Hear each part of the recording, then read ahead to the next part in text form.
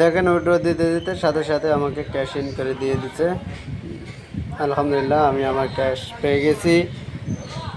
অনেক সুন্দর সাইট, 2 থেকে 3 মিনিট সময় লাগে পেমেন্ট করতে। ঠিক আছে, দেখতেই পারলেন আপনারা। এই ছিল আজকের ভিডিও। ধন্যবাদ সবাইকে।